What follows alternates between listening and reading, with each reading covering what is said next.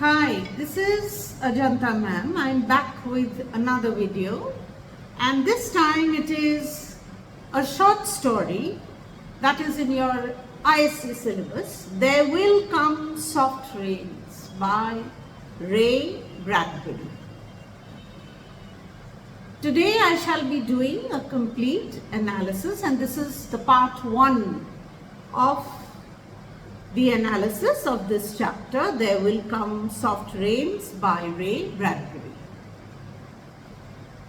Now at 7 a.m. the clock announces the time, singing relentlessly as if it were afraid that nobody would get up.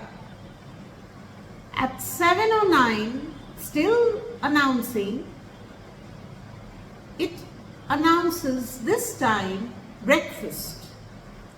Now, what is to be noted in the first few paragraphs is that the first character Bradbury describes is not a human or any other kind of an animal.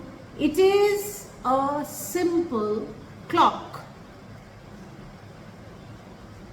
The most important fact is that the clock seems to have emotions as it lets the reader know that in this story, technology will more closely resemble people than it does.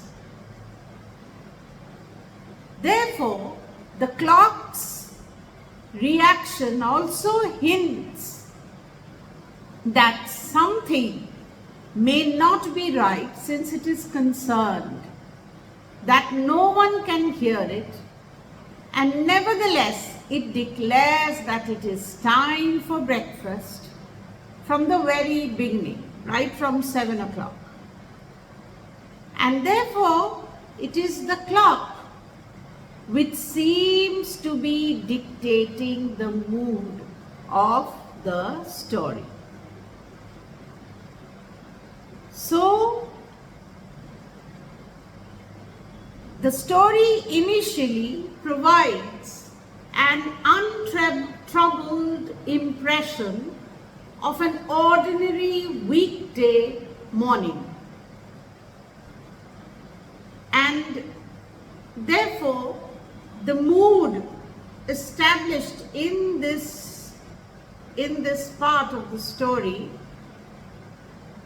is about the house and the clock, where it is ticking, trying to wake up the residents. Then we come to the kitchen. The stove prepares a full breakfast for 4, complete with toast, eggs, bacon, coffee and milk.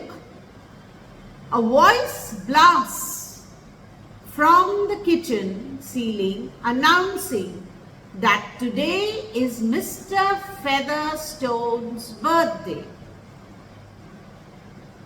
Tillita's wedding anniversary, and that reminds them that certain bills are to be given, they are due.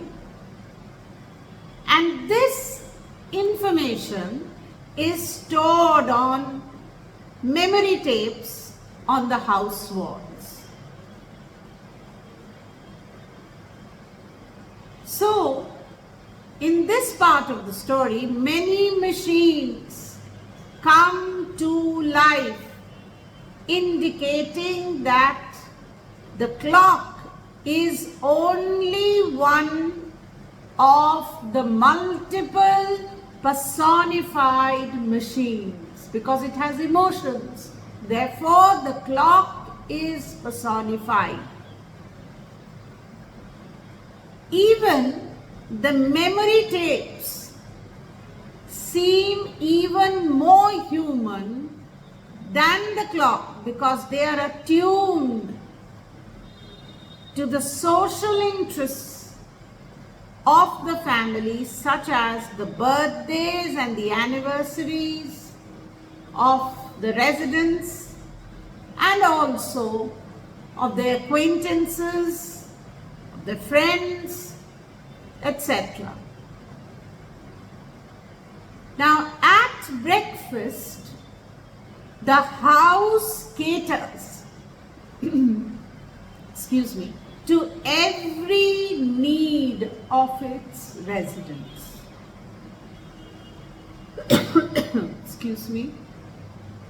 Unlike in nature, where people would have to hunt for food, here the meal has been prepared, and here technology therefore prepares an ideal environment.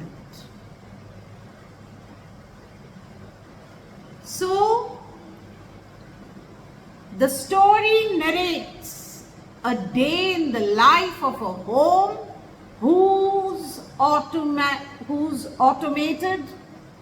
artificially intelligent functions such as making meals, cleaning, and continue to operate after its human residents, the McLean family, which have perished in a nuclear explosion. Therefore, technology and life is both anthropomorphized, meaning that since the McLean family has perished, the actual living beings are not there. Therefore, the author creates an eerie confusion that is happening between life and technology, showing the extent to which technology has blended with the characteristics of humans and animals. Therefore, the house has distinct human and animalistic characteristics. The house has human-like form, and therefore the house is, as we say, it is also personified just as the clock is.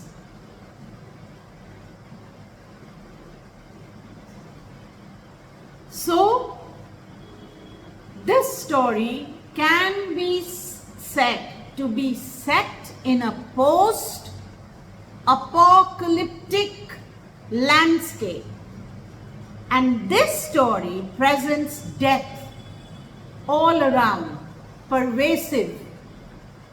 The reader encounters the death of the McLean family, their dog, and their city and the house. Related to this relentless death all around, the author emphasizes the omnipresence of time, and therefore the story is structured around the house's automated announcement of death, control, and time. As I said, death is pervasive in this story. The automated house of Bradbury's story presents itself as a perfect environment for human beings, a space that readily caters to nearly every individual need of the residents. However, it relies a great deal on the natural world, both for inspiration,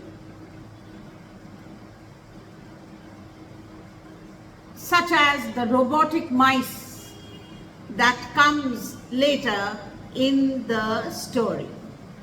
So, the story is talking about a post-apocalyptic era where the survivors are imitations of nature, like the robotic cleaning mice, the aluminium cockroaches, the iron crickets, the colorful exotic animals projected onto the glass walls of the children's nursery. And in this world, the robots and the machines have taken over, and eerily enough, there is no sign of human beings because they are all dead after a nuclear explosion. So the story therefore shows a possibility that this could happen in the near future. It's not a prediction, but it simply states as a possibility. Just because the house cleans up breakfast, scraping the uneaten food into metal throat, garbage disposal that flushes away to the distant sea, the dirty dishes are submerged in hot water and come out twinkling dry. The clock announces 9:15 and the horde of robot mice emerge from nooks and crannies of the house to deep clean. They suck up the dust under the mustache runners before scurrying back to their burrows. So, the technology that is referred to in this story has traits of humans. Just like humans, they have a throat, as well as animals. These machines have been created as improvements upon nature, yet they resemble the things found in the wild extensively. As soon as the residents have been instructed to go to school, the house sets up putting itself in order, cleaning and doing the dishes and doing, keeping it ready for the residents who will come back home after some time. And therefore, here it seems that the house seems eager to do everything just right from its own thought process or its own perspective.